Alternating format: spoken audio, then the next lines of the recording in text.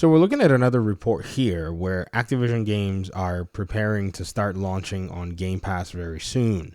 Now, we know Call of Duty is coming later down the year, but one really interesting thing that a lot of people have been talking about are a lot of the Activision games, especially those of which had possibly been removed from stores unlisted. Maybe there were some, licensing concerns. But I think at the end of the day, if there are no licensing concerns, and even if there are, these licenses can still be renewed, conversations can still be had. And if backward compatibility is something that Microsoft's Xbox at this moment is still considering, then we might see this push even much more significantly. Welcome to the Video Game Fight School channel. Thank you so much for tuning in. We're talking a little bit about the change in the industry, and believe it or not, Microsoft is continuing with their Xbox brand to trend in the news. Now, not only are they trending in the news with just video games, there are also all kinds of things like layoffs going on. People are getting affected by all of this stuff. And so one of the reasons I take a different look at this is simply because there is an effect that is out there that actually hits, individuals who are working for these corporations and even us, the consumers.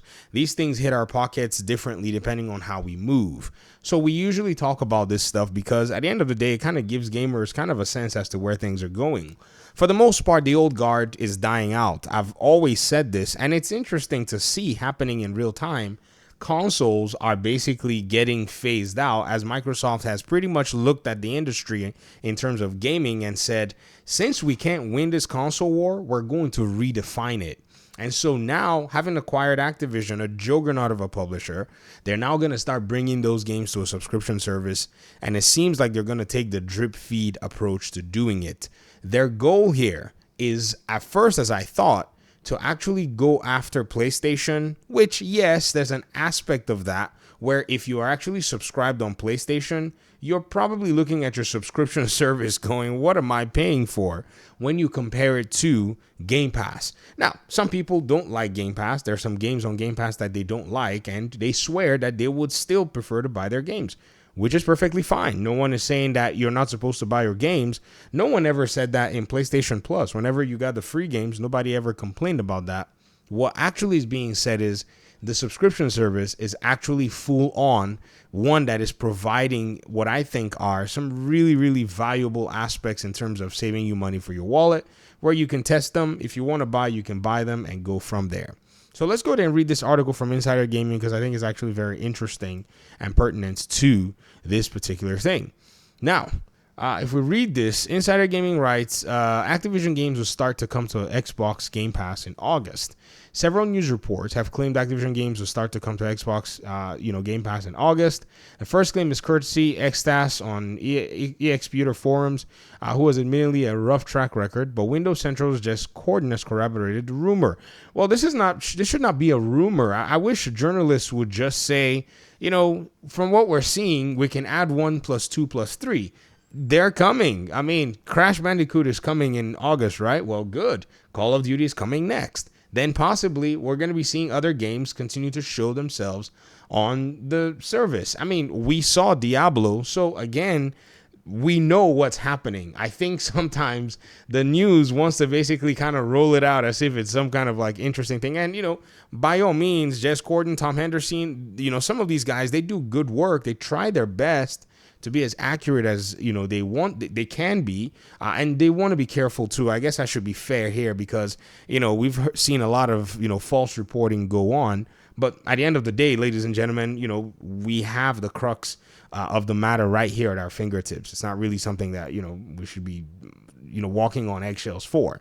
According to Xtas 1 and Tony Hawk 1 + 2, the Tony Hawk 1 + 2 remake, Spyro Reignited Trilogy will also be coming to the subscription service in the near future. Subsequently, in Corden's report, he also outlines that he understands Microsoft's strategy isn't to release all of Activision's back catalog at once, but rather drip feed them into the platform. That was already obvious. The moment that they said, oh, this is not going to show up, and then Diablo showed up, and then now Crash is showing up, that probably tells us something. And by the way, some of the Transformers games as well got relisted as well. So they're not available yet to purchase. They just have been relisted as well.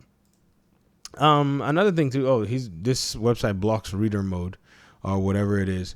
It says, one question from me, though, and presumably for many people, is when old Call of Duty games will come into service. It's something that fans have wanted since the acquisition was finalized, and is at the very least will reignite arguably some of the best Call of Duty games ever to release. I think the Call of Duty card is one that Xbox is holding very close to its chest.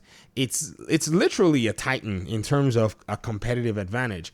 And I think they're going to hold it as long as they can see exactly what the competition has in store. If they bring it right now, I think it's, basically kind of puts all their moves and all their cards on the table. But this is a very strategic layout in terms of everything. Now, when we look at the, competitors of, Xbox right now, their competitors don't necessarily, limit them to Nintendo and Sony, even though they have a good relationship with Nintendo with Minecraft and, all kinds of really fun stuff happening there. They're looking at Google and they're looking at Amazon, because if Google and Amazon, or Amazon specific, Google kind of like backed away from a lot of this gaming stuff for a little bit with their Stadia. But if Amazon decides to make some really strong moves, at least they are sitting on a catalog that is quite, in my opinion, one of the most valuable catalogs out there. And they can basically start to, push those out and continue to attract more and more fans as they build a bigger and bigger library. I think the announcement might show up one day as, the biggest library of the most celebrated games in the industry is what I think Microsoft and Xbox is going to be leading with very soon here. And, as much as you may want to see it, I just feel like PlayStation does not really have too many games that have this legacy, and their studios have not necessarily been in a position, in my opinion anyways, to be able to continue legacy games. If you want to think about legacy within the PlayStation brand, you have to look at Santa Monica. And yes, a lot of these studios were cultivated from ground up, but with Microsoft basically taking the acquisition, play, it's going to be a very interesting one to go, with at the end of the day. But I want to hear your thoughts in the comment section. Thanks so much for watching the video. Appreciate you guys so much. Hopefully we'll talk pretty soon in another one. Peace out.